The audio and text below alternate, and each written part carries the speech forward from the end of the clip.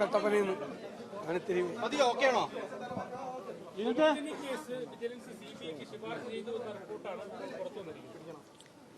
അങ്ങനെ ഒരു വാർത്ത ശരിയാണോ? ഞാൻ കരുതുന്നത് ആ വാർത്ത ശരിയല്ലെന്നാണ്.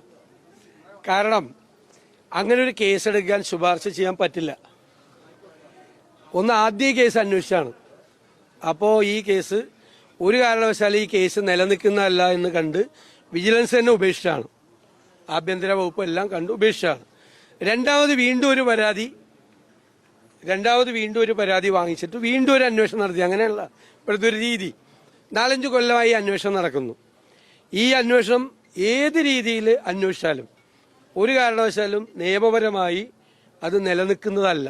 കാരണം 100% പെർഫെക്ഷനോടുകൂടിയാണ് ഇതുമായി ബന്ധപ്പെട്ട എല്ലാ കാര്യങ്ങളും ചെയ്തത്. അതുമായി ബന്ധപ്പെട്ട എല്ലാ കാര്യങ്ങളും എൻ്റെ കയ്യിലുണ്ട്. അതുകൊണ്ട് ഇനി വന്നാലും എനിക്ക് കുഴപ്പമില്ല. ഞാൻ നേരത്തെ തന്നെ അതിനെ നിയമസഭയ്ക്കകത്തും പുറത്തും സ്വാഗതം ചെയ്തിട്ടുണ്ട്. 7 വർഷം മുമ്പ് 2018 ശേഷമാണ് ഇങ്ങനൊരു ആക്ഷേപം വന്നത്. അന്ന് തന്നെ പറഞ്ഞിട്ടുണ്ട് ഏത് തരത്തിലുള്ള അന്വേഷണം നേരിടാമെന്ന് പറഞ്ഞു. ഈ അന്വേഷണമായിട്ടൊക്കെ ഞാൻ പൂർണ്ണമായി സഹകരിച്ചിട്ടുണ്ട്. എല്ലാവിധ തെളിവുകളും ഹാജരാക്കിയിട്ടുണ്ട്, എല്ലാ കാര്യങ്ങളും ഹാജരാക്കിയിട്ടുണ്ട്. അവ എനിക്ക് അറിയാവുന്നത് ഒരു കാരണവശാലും ഇത് നിയമപരമായി നിലനിൽക്കുന്നതല്ല. ഇനിയിപ്പോൾ തെരഞ്ഞെടുപ്പ് പ്രഖ്യാപിക്കാൻ പോവാണ് മാർച്ച് ഫസ്റ്റ് വീക്കിൽ. അപ്പോൾ ജനുവരിയിൽ എനിക്കെതിരെ ഒരു കേസ് ആയിക്കോട്ടെ എന്ന് വിചാരിച്ചാൽ എനിക്ക് യാതൊരു വിരോധമില്ല. ഞാനതിനെ രാഷ്ട്രീയമായി നേരിടും. അല്ലാത്ത കേസാണെങ്കിൽ നിയമപരമായി അതിനെ നേരിടും. ഒരു ബുദ്ധിമുട്ടും ആ കാര്യത്തിലില്ല. പിന്നെ പണ്ട് ഉമ്മൻചാണ്ടി സാറിനെതിരായിട്ടും രമേശ് ചെന്നിത്തലയ്ക്കെതിരായിട്ടും ഒക്കെ ഇതുപോലത്തെ CBI കേസ് കൊണ്ടുവന്നാണ്. CBI ശുപാർശ ചെയ്ത് അതുപോലെ കൊണ്ടുവരാൻ വരുവാണെങ്കിൽ ഞാൻ അതിനെ അങ്ങനെ നേരിടും. ഇത് ഒരു കാരണവശാലും നിലനിൽക്കുന്ന ഒരു കേസല്ല. നിയമത്തിൽ ലംഘനം ഉണ്ടായിട്ടുണ്ടെന്നാണ് പറയുന്നത്. അദ്ദേഹം പറഞ്ഞു കഴിഞ്ഞാ അന്നെങ്കിൽ അവർ കേസെടുക്കട്ടെ. അങ്ങനെ കേസെടുക്കട്ടെ, അല്ലെങ്കിൽ CBIക്ക് വിടട്ടെ. അതിനേക്കാളും വലിയ ഏജൻസി ഇന്ത്യയിലില്ലല്ലോ.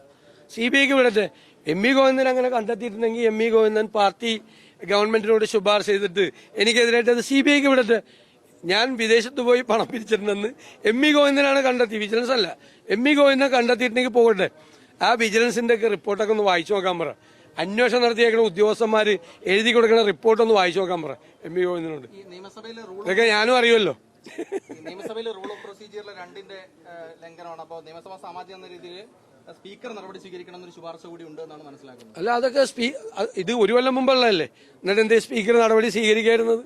സ്പീക്കർ എന്ത് നടപടിയാണ് ഈ കാര്യത്തിൽ സ്വീകരിച്ചതെന്നൊന്ന് അന്വേഷിച്ച് നോക്ക്. ഇലക്ഷനായില്ലേ? അതൊക്കെ കഴിഞ്ഞിട്ട് ഒരുപാട് നടപടിക്രമങ്ങൾ ആ കേസിൽ നടന്നിട്ടുണ്ട്. ഞാൻ പറയില്ലേ, ഒരു പ്രാവശ്യം ഇത് വളരെ വിശദമായി അന്വേഷിച്ചു. എന്നിട്ട് ഒരു കാരണവശാലും ഇത് നിലനിൽക്കുന്നതല്ല എന്ന് വിജിലൻസ് തന്നെ റിപ്പോർട്ട് കൊടുത്തു. അത് ആഭ്യന്തര വകുപ്പ് അംഗീകരിച്ച് കേസ് ഡ്രോപ്പ് ചെയ്തു. രണ്ടാമത് വീണ്ടും ഒരു പരാതി, അങ്ങനെയാണല്ലോ, പരാതി എഴുതി മേടിച്ചിട്ടാണല്ലോ. പിന്നീട് വീണ്ടും പരാതി എഴുതി മേടിച്ചിട്ട് വീണ്ടും ഒരു അന്വേഷണം നടത്തി. ആ അന്വേഷണത്തിന്റെ ഒരു ഭാഗത്തുള്ളൊരു കാര്യമാണ് ഈ പറയുന്നത്.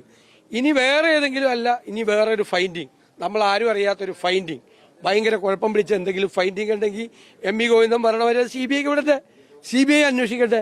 ഞാൻ FCRI വകുപ്പിന്റെ ലംഘനം നടത്തിയിട്ടുണ്ടെന്ന് ഒന്ന് പറഞ്ഞേക്ക്. ഞാൻ പേടിച്ചു പോയെന്ന് പറഞ്ഞേ. ഇത് കേട്ടിട്ടേ ഞാൻ പേടിച്ചു പോയെന്നും കൂടി ഒന്ന് പറഞ്ഞേക്ക്.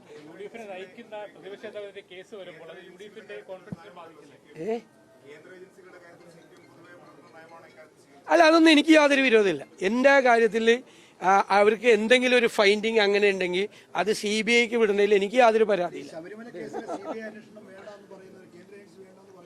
എന്റെ കേസ് ആയിക്കോട്ടെ, എനിക്ക് അതൊന്നും വിരോധമില്ല.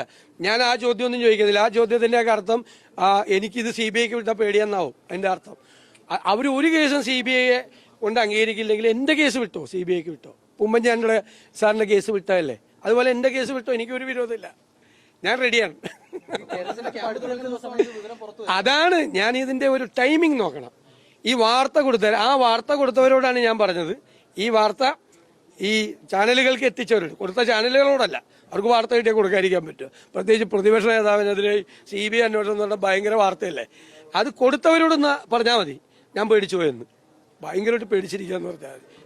ഞാൻ പറഞ്ഞത്, നിങ്ങൾക്ക് അങ്ങനത്തെ ഒരു ഫൈൻഡിങ് നിങ്ങളുടെ കയ്യിൽ വിജിലൻസിന്റെ ഉണ്ടെങ്കിൽ എനിക്ക് ഒരു വിരോധമില്ലായിരുന്നു. CBIക്ക് വിട്ടേക്ക്, അപ്പം തന്നെ വിട്ടേക്ക്. CBI അന്വേഷിച്ചോട്ടെ, ഒരു കുഴപ്പമില്ല, റെഡിയാണ്.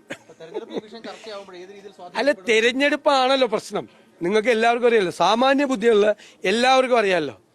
പ്രതിപക്ഷ നേതാവിന്റെ ചുമതല വഹിക്കുന്ന എനിക്കെതിരായിട്ട് ആദ്യം ഒരു അന്വേഷണം നടത്തി ഒരേ കാര്യത്തിൽ ഒന്നുമില്ല എന്ന് പറഞ്ഞിട്ട് രണ്ടാമത് ഞാൻ പ്രതിപക്ഷ നേതാവായപ്പോൾ വീണ്ടും അന്വേഷണം നടത്തി തെരഞ്ഞെടുപ്പിന്റെ 2 മാസം മുമ്പ് ഇത് CBI അന്വേഷിക്കേണ്ട കേസാണ് എന്ന് പറഞ്ഞ ഒരു പ്രഖ്യാപനം നടത്തിയ അത് മനസ്സിലാക്കാനുള്ള സാമാന്യ ബുദ്ധി കേരളത്തിലെ ആളുകൾക്ക്.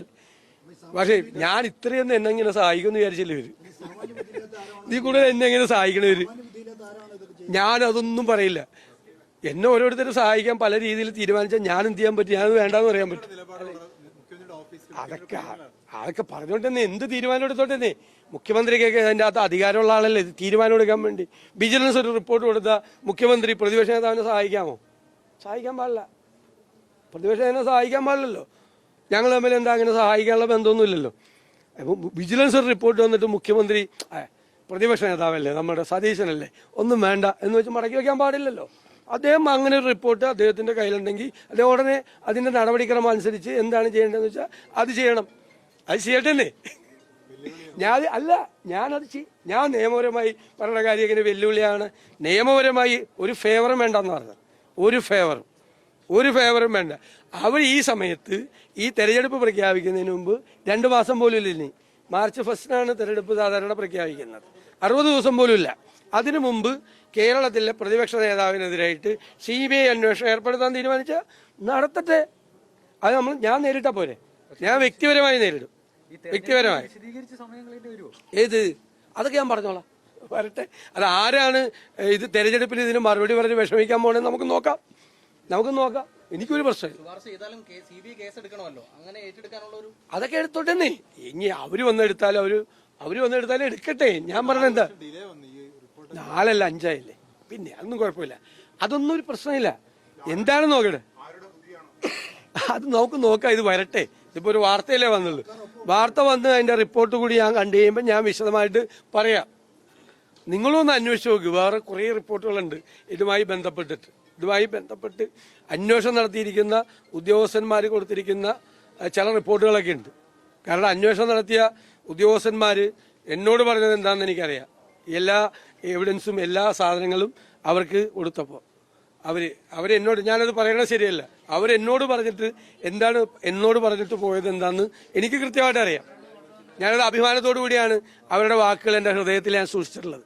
അവരുടെ പേരോ അവരെന്താ പറഞ്ഞതെന്ന് ഞാൻ പറയില്ല. പക്ഷെ അന്വേഷണത്തിന്റെ മുഴുവൻ കാര്യങ്ങൾ പൂർത്തിയാക്കി എന്നോട് അന്വേഷണ ഉദ്യോഗസ്ഥന്മാർ എന്താണ് പറഞ്ഞതെന്ന് എനിക്കറിയാം. മനസ്സിലായില്ല? അല്ലെ ഞാൻ ഇത്രയും ധൈര്യമായിട്ടേക്ക് ഞാനൊന്നും പറയുന്നില്ലെന്നേ. ഇത് ഞാൻ എന്ത് കാര്യത്തോട് കമ്പയർ ചെയ്താലും ഞാൻ ഉമ്മൻചാണ്ടി സാറിന്റെ കാര്യം പറഞ്ഞു. കാരണം അത് ഇതുപോലെ അദ്ദേഹത്തെ വേട്ടയാടാൻ വേണ്ടി നടത്തിയ ഒരു ശ്രമമാണ്. അത് മാത്രമേ ഞാൻ പറഞ്ഞിട്ടില്ല. വേറെ ഒന്നും ഞാൻ പറഞ്ഞില്ല. CBIക്ക് വിടരുതെന്നും പറഞ്ഞിട്ടില്ല, വിടാൻ പാടില്ല എന്ന് പറഞ്ഞിട്ടില്ല, മുഖ്യമന്ത്രി എന്തെങ്കിലും ഫേവർ ചെയ്യണമെന്ന് പറയില്ല, ഒന്നും ചെയ്തില്ല. ഉണ്ടാവുമല്ലോ, ഇലക്ഷൻ അല്ലേ. ഇലക്ഷൻ ആകുമ്പോൾ ഇതുപോലത്തെ കാണും. മാത്രമല്ല ഇന്നലത്തെ മറ്റേ അണ്ടർവെയറിന്റെ കേസ്, ഷഡ്ഡി കേസ് അല്ലേ, അത് പുറത്തു വന്നിരിക്കല്ലോ. ബാലൻസ് ചെയ്യേണ്ട എന്തെങ്കിലുമൊക്കെ പറഞ്ഞ് ഇന്നിപ്പോ ഇതാവൂലേ. ഇപ്പൊ നിങ്ങൾക്ക് ഇന്ന് ഇത് പറയാതിരിക്കാൻ പറ്റുമോ? ആദ്യത്തെ വാർത്തയായിട്ട് കൊടുക്കണ്ടേ, ലീഡായിട്ട് കൊടുക്കാതിരിക്കാൻ പറ്റുമോ നിങ്ങൾക്ക് ആർക്കെങ്കിലും? നാളത്തെ പത്രങ്ങളിൽ അതല്ലേ കൊടുക്കാൻ പറ്റുള്ളൂ. അപ്പൊ മറ്റതൊന്ന് സൈഡിലേക്കോ അകത്തെ പേജിലേക്കൊക്കെ ഒന്ന് പോവല്ലേ. ഇത് ഷഡ്ഡി കേസ് ആണല്ലോ. സംശയം എന്താ, ആർക്കാ സംശയം? അതുകൊണ്ടല്ലേ ഞാനിതിനെ അങ്ങനെ തന്നെ കാണുന്നത്. അതൊക്കെ സംഘടനാപരമായ കാര്യങ്ങളാണ്. KPCC പ്രസിഡന്റ് എല്ലാ കാര്യങ്ങളും ബ്രീഫ് ചെയ്യും.